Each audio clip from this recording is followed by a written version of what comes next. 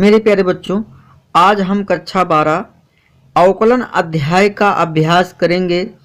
जैसा कि बालक आप सब जानते हैं, अवकलन हमारे जीवन में कोई नई प्रक्रिया नहीं है। इसको बालक हम पढ़ते चले आए हैं। बहुत सारे मास्टर और बहुत सारे अध्यापक बालक आपको बखूबी पढ़ाते चले आए हैं। तो बालक आज इसमें मैं कुछ नया करने वाला हूँ। अवकलन है क्या, ये कैसे बना, इसका नाम क्या है, इसका संक्षेप इतिहास क्या है। तो बालक आज मैं इस टॉपिक में आपको बताऊंगा। आज इस अध्याय को बालक बहुत ही इम्पोर्टेंट वीडियो बनने वाला है। आप हमारे इस वीडियो को ध्यान से देखिए और बातों को ध्यान सुनिए, क्योंकि बालक इसमें बहुत ही मेन टॉपिक में कुछ लिखा हूँ।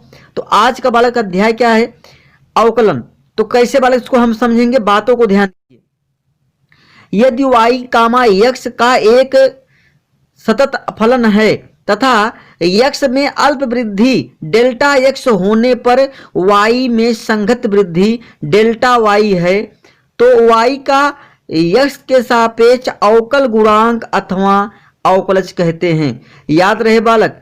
तो बालक हमारा यहाँ पे क्या होता है, y का x के सापेक्ष अवकल गुणांक अथवा अवकलज कहते हैं, जिसे प्रतीक delta y upon D x अथवा d y d x y अथवा डी वाई अथवा डी वाई डैश अथवा वाई वन से निरूपित किया जाता है। तो बालक ये हमारा टॉपिक है, ध्यान देने योग्य बात है, बहुत ही मेन टॉपिक है। अब तक आप बालक किताबों को खूब पढ़ते होंगे, खूब सवाल भी लगाते होंगे, लेकिन बालक हम लोग कभी कभी इसको छोड़ देते हैं, जो कि बहुत ही इंपॉर्टेंट चीज है। अतः D Y upon D X equal limit delta X tends 0 delta Y upon delta X. तो बालक ये हमारा प्रथम सूत्र, जो बालक जिसका नाम होता है अवकल गुणांक अथवा अवकलज कहते हैं।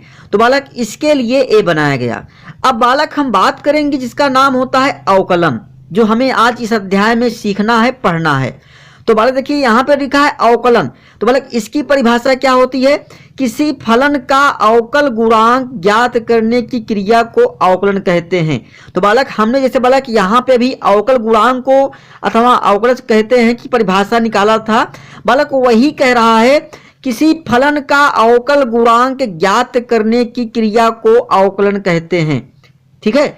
डी वाई डी एस का अर्थ होता है बालक, इसका अर्थ आप लोग बहुत बच्चे ऐसे हैं, हमें कई जगह बालक हमने पढ़ाया है, देखा है, काफी बच्चों को अभी ये नहीं पता है डी वाई डी एक्स का अर्थ क्या होता है। तो बालक इसका अर्थ जान, इसका अर्थ होता क्या है, प्रतीक डी अपान डी एस को अवकल का संकारक कहते हैं। याद रहे बालक, प्रतीक डी अपान डी एक्स को अवकलन का संकारक कहते हैं। तो ये बालक हमारा टॉपिक, जिसको हम आप बखूबी पढ़ते जानते चले आए हैं। D Y upon D S का अर्थ होता है, क्या होता है, प्रतीक D Y upon D S को अवकलन का संकारक कहते हैं। याद रहे, संकारक कहते हैं, जो यश के सापेक्ष फलन के अवकलन को प्रदर्शित करता है। ठीक है बालक, जो यश के सापेक्ष फलन के अवकलन को प्रदर्शित करते हैं।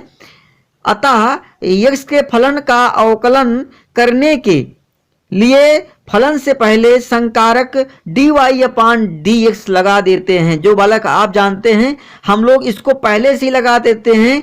अवकलन करने से पहले हम लोग इस संकारक यानी डी अपान डी एक्स को लगा देते हैं। तो बालक अब देखिए यहाँ पे क्या बचा, आपका सूत्र बनेगा D Y upon D X equal बालक क्या होता है, डी अपान डी एक्स एक्स की पावर n बराबर n x power n minus 1। तो बालक ये हमारा फार्मूला होता है, लेकिन बालक हमने बता दिया कि यहाँ पर y लेने का क्या मतलब है, y लेने का क्या मतलब है, इसके सापेक्ष क्यों होता है। तो बालक देखिए, इसको तो कोई भी पढ़ा देगा, सूत्र बता देगा, लेकिन अवकलन में बालक आपके यही दो ही व्यापक फार्मूले होते हैं।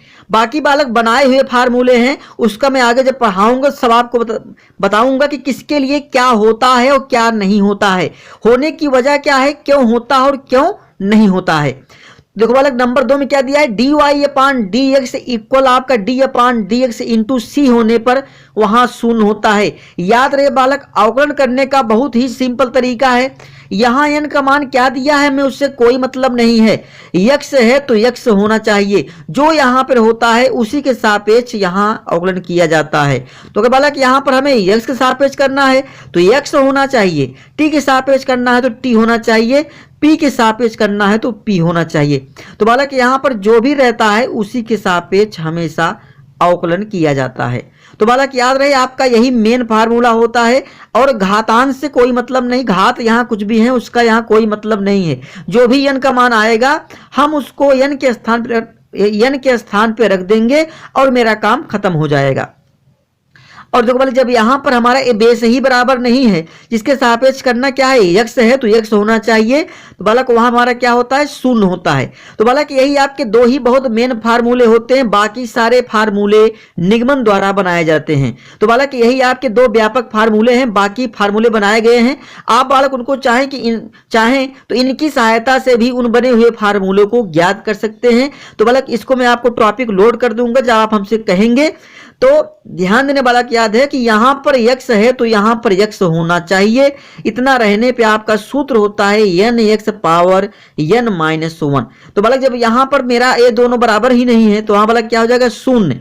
बालक ये हमारा फार्मूला होता है। आपको अवकलन में यही बातों को ध्यान देना है, x है तो x होना चाहिए, t है तो t होना चाहिए, p है तो p होना चाहिए, जो यहां पर है वहां यहां पर होना चाहिए। अगर बालक यहां पर हो तो बालक इसके स्थान पे आप प्रयोग कर सकते हैं n(x) पावर n-1। और याद रहे बालक, काफी बच्चे कहते हैं सर अवकलन करने के बाद छोटा करना जरूरी है। नहीं, ऐसा कुछ भी नहीं है। देखो बालक यहाँ पे सिस्टम होता है, हमारा मुख्य काम है इसका अवकलन करना।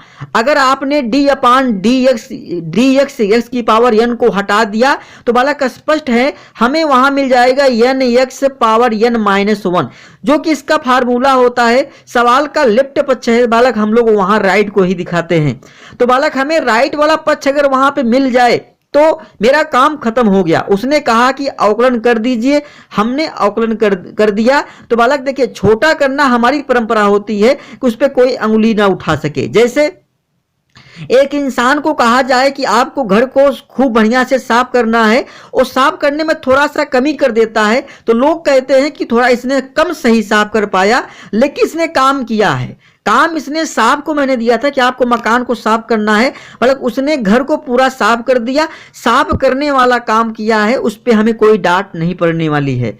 तो काम तो हुआ, लेकिन काम में बालक क्या कमी है, उसने सफाई ढंग से नहीं की। तो बालक ठीक उसी प्रकार से हमारा कहने का मतलब इसमें भी यही होता है। तो बालक छोटा इतना कर डालो जहां तक छोटा हो सके।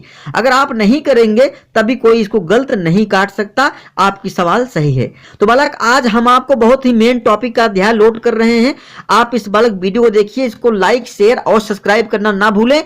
आपको ऐसे वीडियो हमारे चैनल पे मिलते रहेंगे, इससे भी अच्छे वीडियो में आपको देता रहूंगा। तो बालक आशा है आपको ये वीडियो पसंद आएगा।